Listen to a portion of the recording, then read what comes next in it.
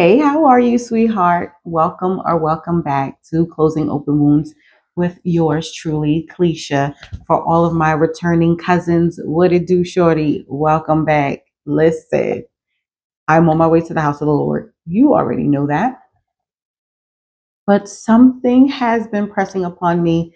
If you don't know, I have two adult sons that are currently, dating and in relationships and things like that. And there is something that came up this week, and I wanted to share it with you to see what you thought about it. Now, by no means am I an expert in love and relationships. If you've been with me for a while, you know I have had a few failed marriages. So along the way, I have learned some things, and I'm grateful for those things. I'm not perfect by any means. So that means each time I enter into a relationship, each time I grow in Christ, I learn something more and I learn something valuable and that I take with me on this journey with me. So come along with me and let's just talk, okay? So I want to talk about love and respect. This is not scripted. This is just something that God placed upon my heart to talk to you about. So I don't have any notes or anything like that. And I won't be before you long. But let me know in the comments what you think about this. Now, we have heard that, men need respect and women need love. Even in the Bible, it says, wives honor your husbands and husbands love your wife like Christ loves the church. Even in relationship, you know, um, counseling sessions and just in today's society, you will hear that men need respect and women need love, which I do agree. I totally agree. And I understand that, I need to know that my husband loves me in the language that I can interpret. Because, we'll find that sometimes your level or your way of loving someone is not received to that other person, even though you're doing all that you can do, you're showing up for them, and sometimes love isn't communicated. So it's very important to know someone's love languages.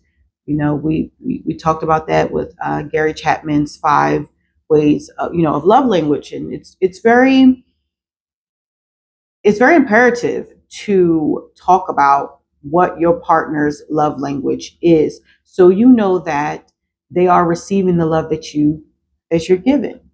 For me, my love language is physical touch. I like quality time and physical touch, but if I had to choose one, it would definitely be physical touch. That is my love language. So if I am entertaining a prospect or entertaining or a relationship, and my partner is buying me gifts all the time, I I'm appreciative, but that's not my love language, and I've had that happen in, my last marriage. My ex-husband was definitely a giver of gifts. He loved to give me gifts and things like that, which were great. But what I wanted most was just, quality time and physical touch. He worked a lot, he was gone a lot. He did a lot of things that I feel that were irrelevant at the time and not more important. But needless to say, that's where you can, bump heads a little bit. So again, it's good to talk to your partner about their love language and what love means to them, right? So talking to my sons individually throughout the week and talking to my peers and close friends, and we're always talking about love and relationships and spirituality and the Lord and everything like that. But what stuck out to me is the factor of love and respect, in how men do need respect in order to feel love. So you can tell your man, I love you, I love you, I love you. You can cook for him, you can clean for him, you can do everything. But if he doesn't feel respected, it's not communicated, and that's important. But as I'm maturing and as I'm, sitting with the Lord and sitting with myself, which I do a lot, I love just sitting in the peace of my home, in the peace of God, just to reflect on my relationships. Where could I have done better? Um, I feel that I'm a great person, but there's always room for improvements. Okay. So I sit down and I thought about this subject, love and respect. And as I'm getting older, I am realizing that in order for me to be in a long lasting relationship, I have to respect my man. Like, I have to respect my husband. I have to have some form of respect for him. And why do I say this? Because even though you can love someone, if you don't respect them, can that love continue?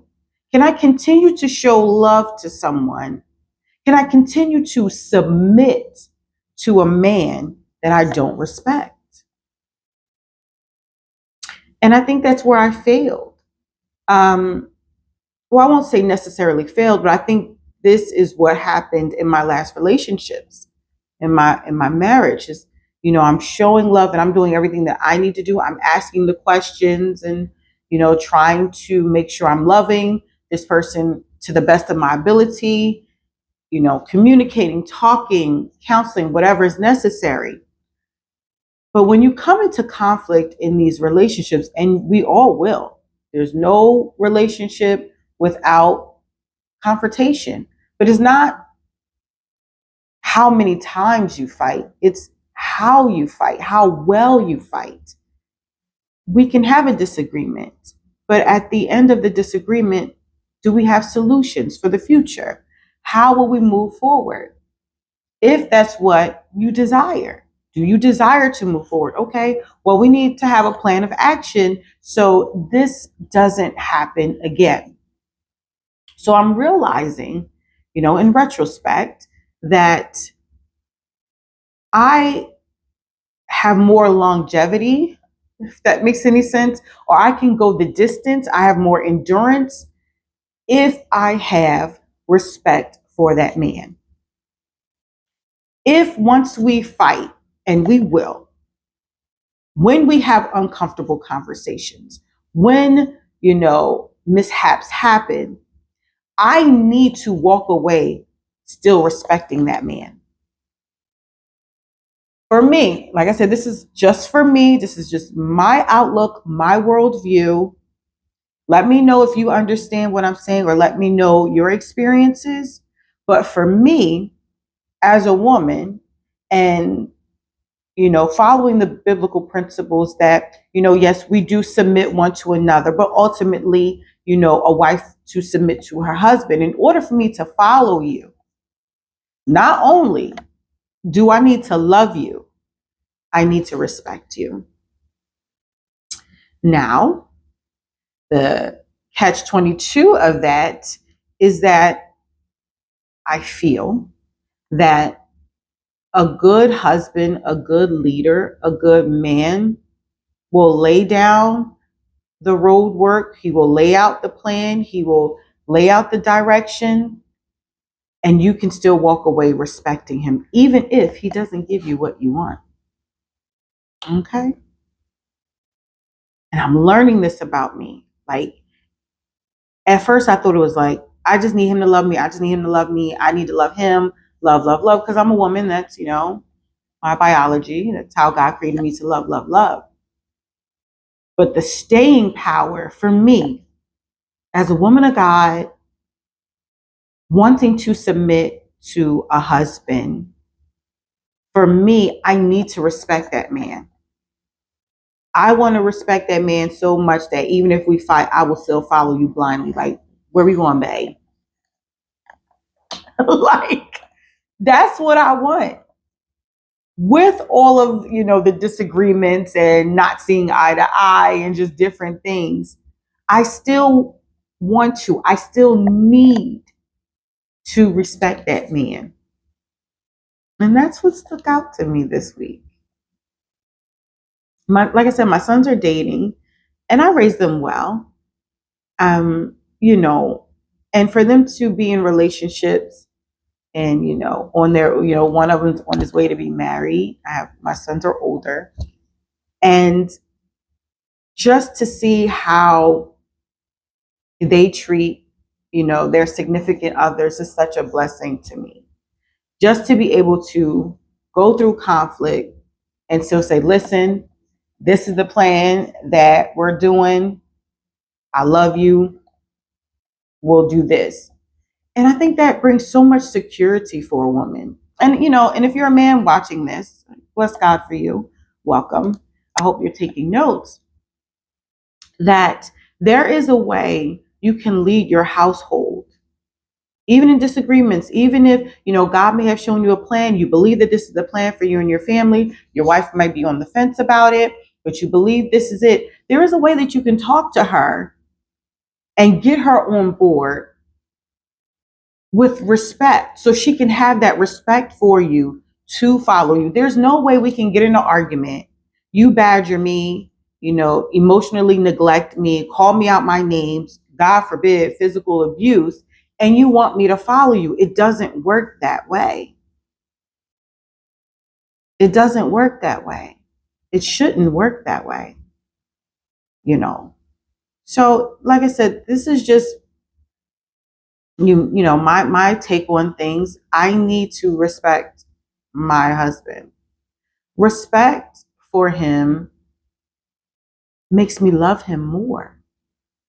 Ironic, but respect for him, how he talks to me, how he tells me this is how we're going to do it, and me submitting to him is respect. And in turn, it makes me trust him more, trust the Lord in him. That's another thing, trusting the God in him and loving him through not even knowing where we're going fully, not even fully knowing the destination, just trusting him. I need to respect my man. And I think a lot of women, I'm an independent woman. I take care of myself. I'm a manager in, in my field and just different things like that. But when I come home, I want to submit to my man. Like I want to be up under, I want to take off the manager hat, right? And be a wife, be submissive. There is women that want to be submissive to men. However, men have to treat us right. You have to hold us right. You have to deal with us in a manner where we can trust, where we can, just blindly follow you. We can turn our brains off. I want to be able to turn my brain off. Where are we going, babe? What are we doing? What are we eating? What do you want? Where are we going?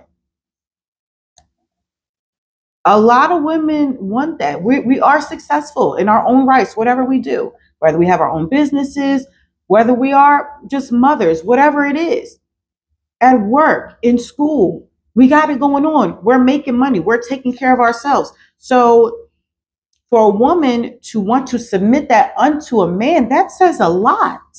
We're submitting our lives and we're putting our lives in the hands of a man. And that is a lot. And that is a lot of responsibility. And that is a lot of responsibility and pressure on a man.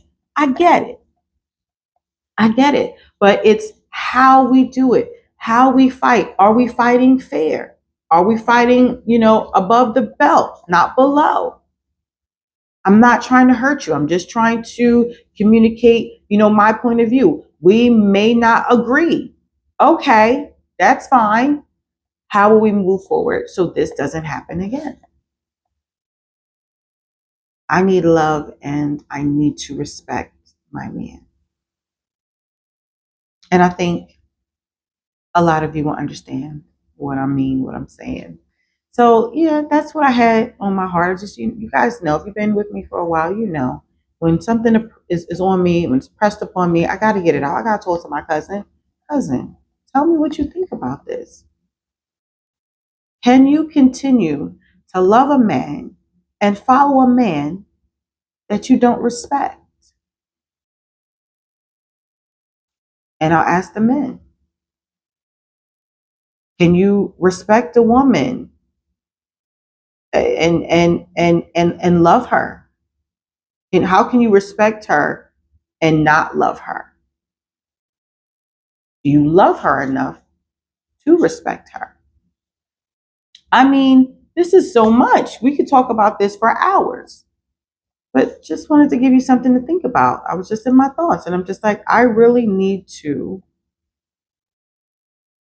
have respect for my future husband. I really, really do. So we can, you know, be husband and wife till death do us part. I've learned so much. I've learned so much in these relationships, in my marriages, and raising my two boys. I've learned so much. And I'm just thanking God for allowing me to sit and show me what I need to work on and show me what I really need. Because if you don't sit, and this is another thing, I don't know how people can be ripping and running all day. You really need to make time for yourself to just sit in the quietness and really think about your life and really think about where you can excel, where you can improve. You know, what have you learned? You really need to sit with yourself, you know, and just really think about these things. We're not always right. We don't have all of the answers. And if you don't know you, how can you communicate to someone else about your needs and what you want? At this big age of 43 years old, I'll be 44 this year, it's clear to me what I want, what will make me successful in a marriage. It's clear. But I do thank God that along the way, I'm still learning things. I'm still healing. I'm still growing. I'm taking time to do the work. I mean, we have to do the work. It's not enough in relationships to, have a partner that, wants to just treat you right. I've seen a post on Facebook, you know, find the man that wants to love you correctly, or the one that, you know, inspires you to be better. Be with the person that inspires you to be better. I don't want to just be with the person that I inspire to be better. My future husband could say, "Oh, I want to marry you, Cleisha, because you inspire me to be better." That's not enough for me. It's not enough that I inspire you. I need you to do the work. I need you to do the work. You do your work, I do my work, and then the relationship will work. That's how it works. Women, it's not you needing to work on your husband and force him to do stuff and manipulate him and things like that. That's not doing the work. You do your work, and I promise you, he will see. And if not, then that's a whole nother discussion for you and the Lord, what your next steps is. But it's not enough to be inspired. It's not enough for me. It's not enough. We all need to put that work in. We need to put work in. Relationships are work every day. We're not always at the top of our game. Sometimes we're low. Sometimes we're going through things. And we need to be attentive to the needs of your person. If you're entering in marriage with the thought or the idea of, what can I get? What can I get? What could I get? Instead of, how can I serve? How can I be of service? How can I make this person's life easier? You're not ready for marriage. I don't understand. And I have been a victim of this. It's different when a person, a man wants to just be married, or he wants to actually be a husband. Do you just want to get married? Or do you actually want to be a spouse, a helpmate? Do you want to help? Do you want to help that person heal from all the trauma and childhood wounds and everything that we have all encountered? I'm sure you have a story. We all have a story. We've all been through hell.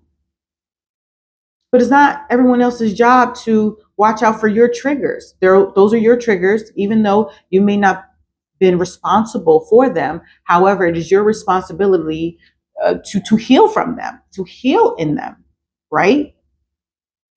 It's your job now. It happened. It's not going to change. It happened. Even if you don't get an apology for what happened, how it happened, who did it to you, it's our responsibility to do the healing. I've been through hell. I've been through hell. I even, even growing up, and some of you may or may not know, my mother couldn't raise me. My father, I didn't meet my father until I was 17. They could not raise me due to, drugs and alcohol and whatever else. Typhus came to get me and my siblings. My grandparents stepped in and they did a wonderful job. And I thank them. Raised me in the house of the Lord and to the woman that I am today.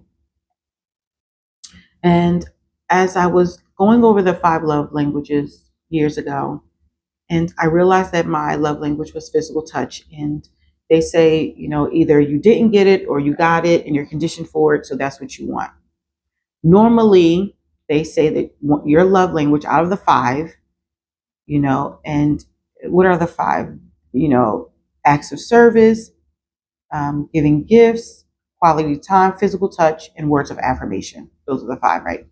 Out of the 5, what do you need? I need more than anything physical touch. And I was like, why do I want physical touch? Like I'm so affectionate. I love showing affection and I love receiving it. I did it to my kids and they're little love bugs too, right? They need to be rubbed and cuddled and all of that. Both of my sons are like that.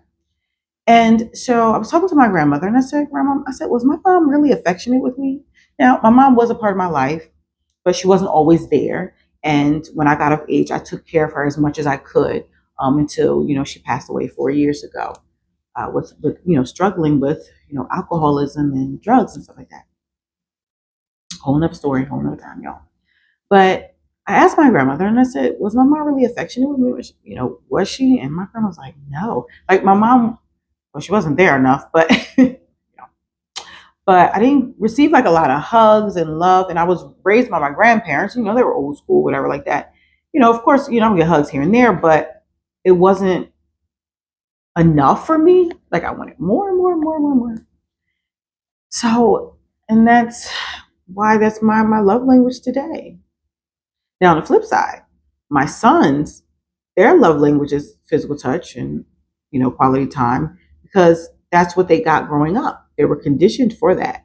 So it's just weird. Like you really need to really go back to your childhood and really do, a study of yourself and what do you like and trace it to see why. And when you do that, you'll be able to communicate to someone, you know, what it is that makes you tick, you know, how do you interpret love? What do you need to feel love? What fills your love bank?